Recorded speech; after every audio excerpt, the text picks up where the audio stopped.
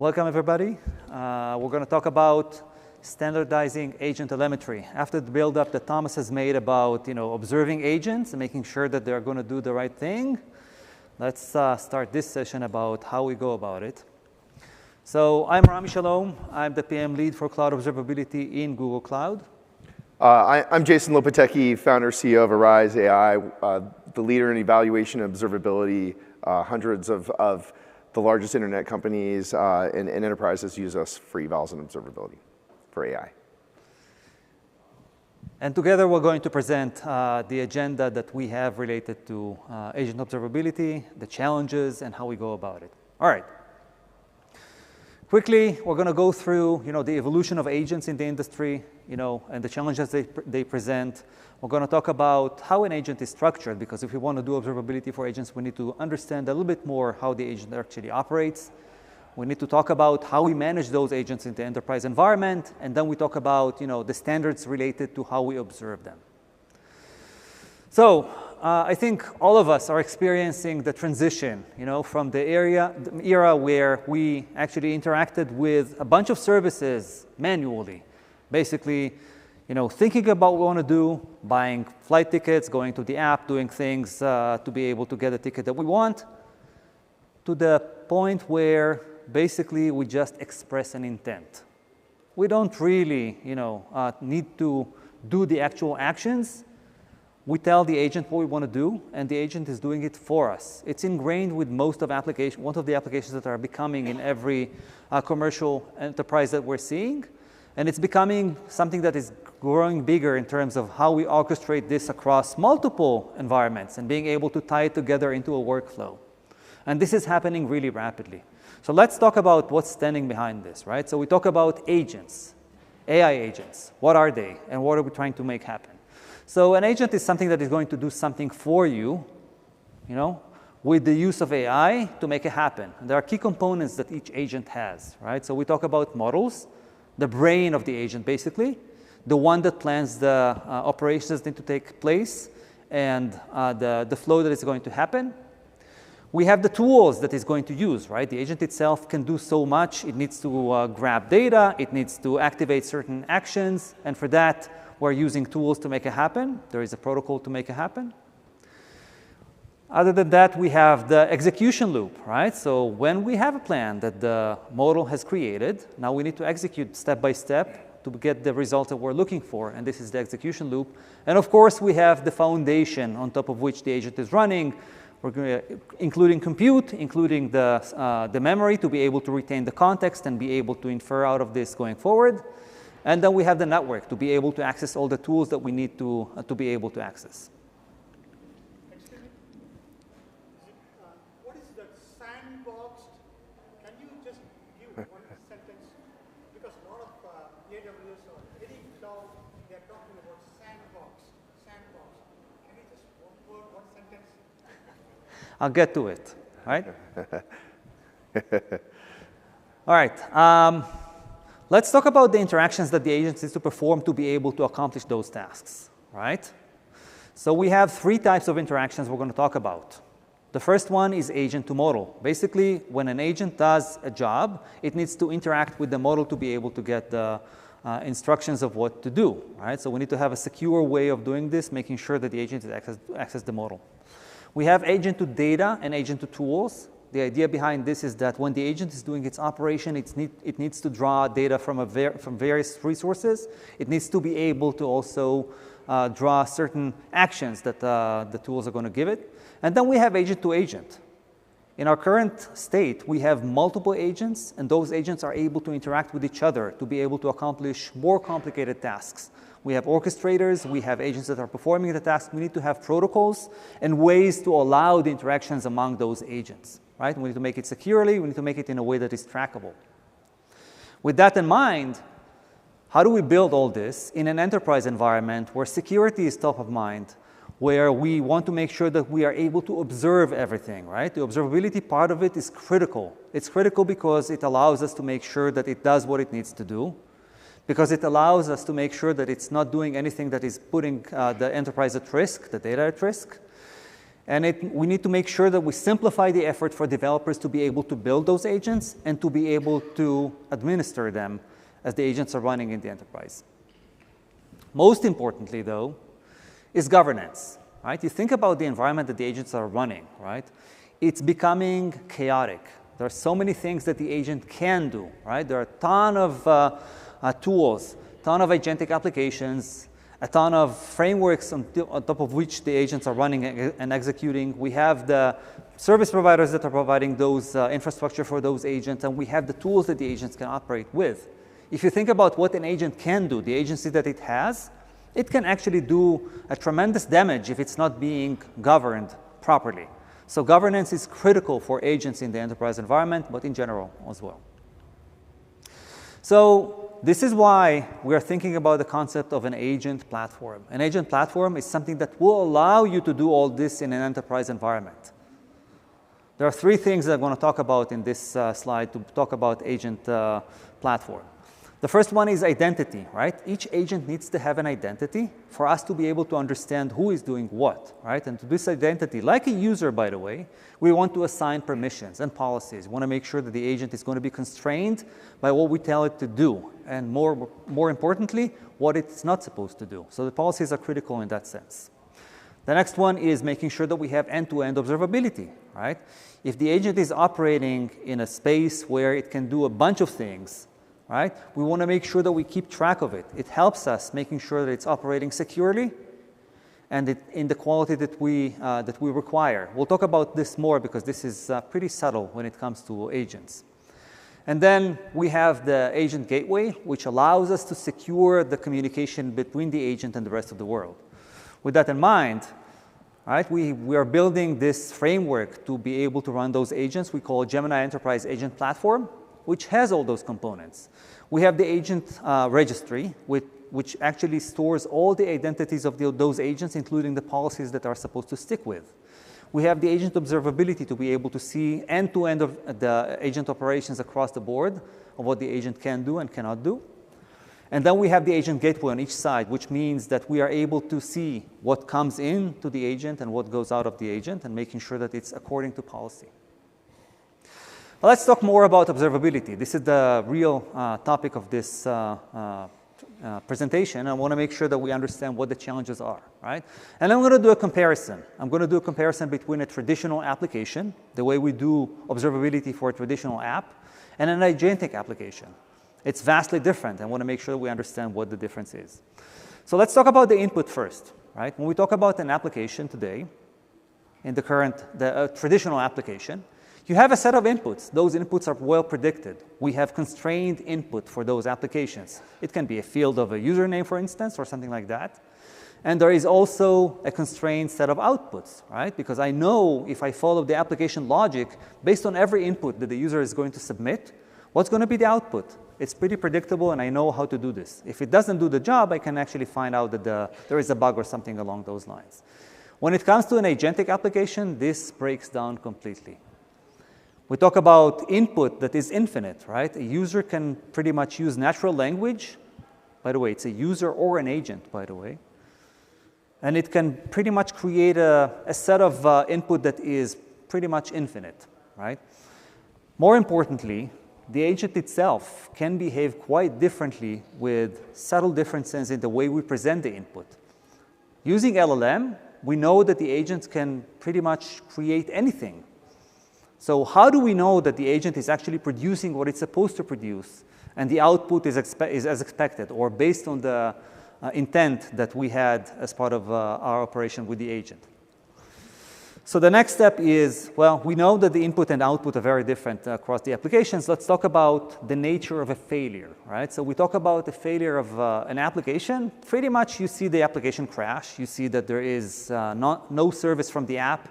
We see high latency. We see signs that are pretty straightforward to identify that the application is broken. There is a bug. There is something.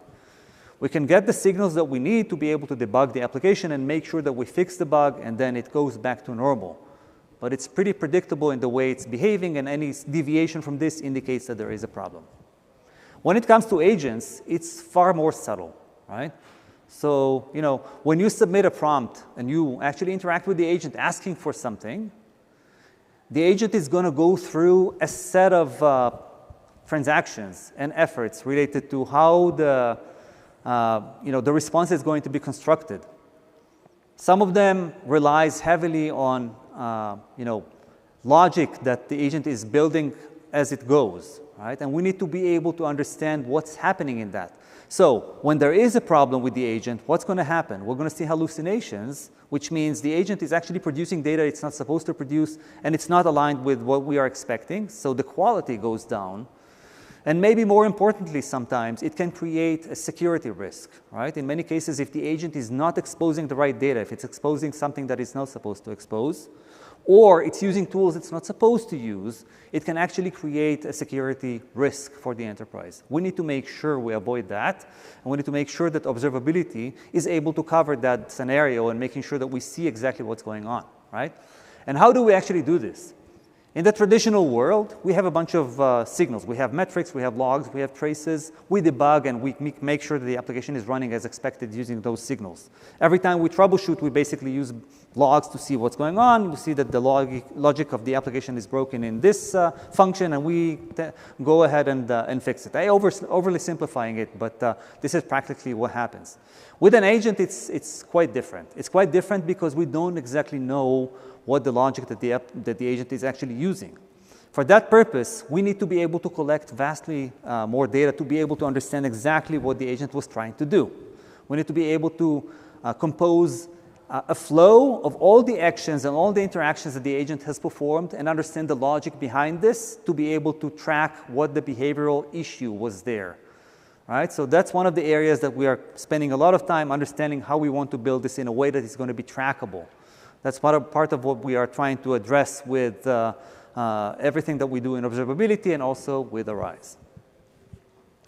The last thing I'm going to mention is that when we actually go ahead and try to keep track of the application, in a way that it's done in an agentic world, there is a very different way of observing those agents. We need to be able to keep track of every interaction, not just something that we are doing testing for. We need to make sure that we keep track of the quality and making sure that there are no deviations in terms of how the agent is behaving, because in many cases it's going to be a gradual drift from where the quality needs to be. And we need to make sure that we keep track of that all the time and combine this into something that is going to be the right quality that we expect.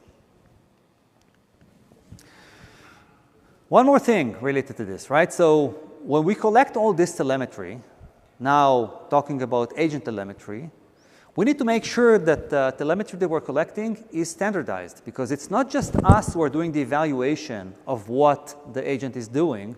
There are other tools and other mechanisms and other companies that are building tools to be able to track the quality of the agent. For that purpose, we're trying to standardize the way we're doing telemetry. I want to keep it open in a way that allows other partners, other customers to be able to make use of the data as much as we do to provide the value. To that end, we're trying to standardize and actually export this to the industry the same way we did with Kubernetes, based on Borg, the same way we did with TensorFlow, the same way we did it with A2A, etc. We want to do the same thing for observability. Now, with that in mind, I want to give Jason an opportunity to talk about what Arize is doing in that space. So, great. Jason, why don't you take it from here? Thank you, Rami. So, Arize is one of the leaders in observability and evaluation. Evals being leveraging AI to evaluate and understand if your system's working correctly. And the difference, though, so we've been doing this. We kind of created, I would argue, the AI observability category a number of years ago. We've been doing this for a number of years now. There's huge differences from traditional observability to what I would call agent or AI observability. Now, one of the big differences is traditional observability. Your traces, it just tends to be throwaway a little bit. It's like 15-day, 30 days typical standards of saving this data. And it's there, it maybe helps you debug. What this stuff does is it helps you build and improve your system. Like trajectories are what you use every day to improve your agents, like literally every day. You use it in development in addition to production. it is the foundation of improvement, and you're going to see it's the foundation, of self-improvement too. And so these traces include data around kind of what decisions were made, what tool calls were made. Combining that with logs, you can actually build auto-improvement loops. Those traces go down to skills. Skills actually make edits to your AI systems and actually improve them. People do this every day. And so this is kind of one of the big differences. And what that means is just how this stuff is used, how it's accessible, how you even represent it, just is different. And so the way this data is typically used is it's used to, I'm mentioning kind of improve the agent. So these flows of taking the data down, leveraging a skill. The skill might combine it with some log data or some other data or local data and code base to actually make the changes. And then the other thing is you typically combine this with is evals, which is AI assessing your system, leverages again the trajectories and traces, to leverage AI to understand whether this system's working correctly or the agent is doing what you want it to do. And evals are just a fancy way of using intelligence, using AI, to assess the quality of intelligence. I mean, that's a proxy for success, a proxy for performance. Telemetries used to improve evals too. Evals are a proxy metric, you need to improve them. You might add instructions back into the eval to improve the performance of that too. So telemetry underpins everything, at least in the agent and AI world. It's funny, it's not so much in software, it feels like an after the fact thing, but in the AI world, everything is underpinned by this. Now, the challenge is there wasn't a standard. There wasn't, there's been this like hodgepodge of attributes and use cases and actually competing standards out there.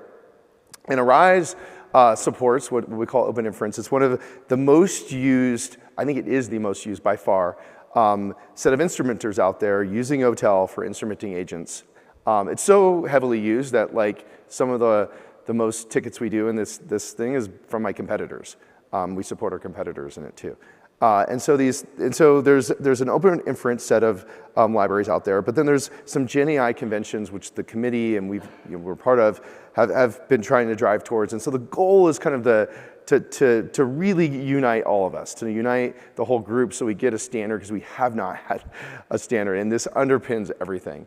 And so the goal here is to actually, working with Google, working with the team here, to drive towards this. And we're going to basically, for our instrumenters, we're giving them to the OTel group. We're supporting, we're kind of converging in those same instrumenters, a common set of Gen AI attributes. So this is happening, this is occurring here, which then underpins all of this. So the goal is to build standards so we can build the rest of everything we want on top of them. Thanks, Jason. So just chiming in on this as well, right? So we have the objective of unifying the standard, making sure that we're able to observe agents in a way that is consistent across the industry. Want to make sure that it basically unlocks you, right? Because if we have a standard way of observing those agents, you can use any systems to do inference and to make sure that you understand if it's behaving the way it's supposed to behave or not.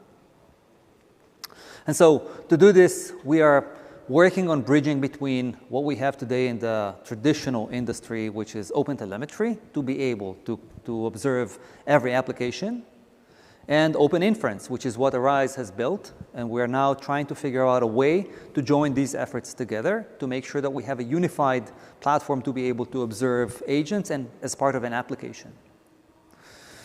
To dig deeper a bit into this, let's talk about the actual effort that is taking place in the committee of OpenTelemetry, right? So there are multiple goals that we're trying to accomplish. First of all, we're trying to combine all the emerging standards related to AI observability, right? We have OpenInference, we have OpenTelemetry, we have LangFuse. I want to make sure that we join all of those into what we call an OTel instrumentation libraries, right? Something that will allow us to make use of all of those as part of what OpenTelemetry is going to deliver, right? It combines two main efforts at this point. It's becoming, by the way, I'm sharing with you something that is not done. It's something that is in process. We talk about what OpenTelemetry can do. So OpenTelemetry is the foundation for the whole thing, right? It delivers the protocol, it delivers the SDKs for the standard, and it delivers semantics related to traditional applications. It allows the agent to communicate with every component that is outside of the agentic space in a way that is standardized. OpenInference, on the other hand, brings the AI flavor into the mix. What do we mean by that? We need semantic conventions that is expanded towards the AI agent space, right? We want to be able to identify every semantic tagging that we need to have for the agent. As part of this, we need to make it as rich as needed to be able to identify how the agent behaves. And that's one of the things that we are leveraging what OpenInference coming from Arize is delivering. So that's one of the things that we do.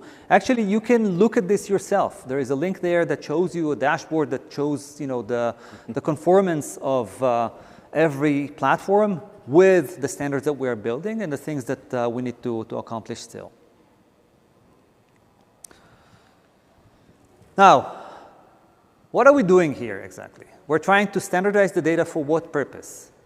Right? I mentioned the fact that we want to allow you to be able to monitor and track your agents. But what exactly is happening? We're trying to actually break the silos. Think about the fact that data related to the agent behavior can be stored anywhere. It can be something that anyone can actually collect the data. The thing is that if you're running them in GCP and you want to use a variety of tools, then you may have, if it wasn't standardized, then it's very hard to export this outside of Google and make use of it the way that you want. Which is why we're standardizing the way we actually collect and we structure the data for you to be able to consume it and use other tools like Arize as part of your efforts to be able to observe those agents. Now, the way we do this, other than standardizing the protocol and standardizing the way the telemetry is framed in the agent, is by creating, we actually have it, a telemetry router. A telemetry router is a way for us to export the data outside of Google to the customers, to the partners, and to make sure that we're actually enabling and empowering you to be able to make use of the data to track the performance and the behavior of your agents. And with that in mind, it's not the only thing that we do, right? We talk about the fact that we want to export the data. This is raw data. In many cases, the raw data, not in many cases, in most cases, is highly voluminous. This means that if you want to actually analyze the data the way you will go at it, it's going to be very costly. If you have a lot of data to consume, it means that you will use a lot of tokens to be able to analyze it using AI. You will have to store it somewhere, and so the storage is going to cost you, right? So the way we want to go about it is we want to build a set of tools that allows you, or basically a data platform to begin with, that allows you to make use of the data way more efficiently. The fact that we add semantics to the data using the semantic conventions that I mentioned earlier, we want to make sure that the way you're going to treat the data is much more efficient. You're going to be able to extract insights versus getting the raw data. You may choose to take the raw data, but you can go a level higher, and it's going to make it easier for you to make use of the data in a way that is summarized as insights related to your application, right? We're looking for something that tells you a story, and this story is going to be based on the aggregations we're going to deliver based on those semantic conventions. Now, in fact, it's not the only thing we're going to do, right? The fact that we're delivering the data platform for customers and for partners to use and make the best use of the data without drawing all of it to their silo, we're actually building AI tools relying on an agentic effort inside Google to be able to analyze observability data. This is going to come down to a set of tools and skills that you're going to be able to use as part of Cloud Observability autonomous agent that we're building, but also as a way that is going to allow you to integrate this with agents that you are building, right? So you think about the fact that some of the tools we're going to deliver are going to be accessible to partners and customers for you to be able to rely on this as part of your observability process. It's no longer I'm using one tool and it's doing everything. It's now becoming an interaction among a bunch of tools, and making use of MCP or A2A to be able to draw, the value that you're looking for. So you can take the best of every, agent or every tool to be able to get the value that you're looking for. And this is one of the areas that we're spending a lot of time building, making sure that you are going to be able to make use of it in the most efficient way. With that, I want to actually leave some time for questions. I saw that there are some people that have in the audience, but let me just make sure that we are summarizing this, bringing it all together. So we talked about the fact that we want to unify the standards to make sure that we liberate the data of observability from one environment to anyone who wants to consume that. We talked about the observability router that allows you to basically take the telemetry out of Google and get it to anywhere you want. And we talked about also the tools that will allow you to make, use the data platform that we talked about as an insight versus just a raw data. And lastly, we want to empower the ecosystem. So we want to make sure that our partners are going to be able to make use of the data using the telemetry router the way I described in a way that is going to be functional for them to be able to deliver the value to customers.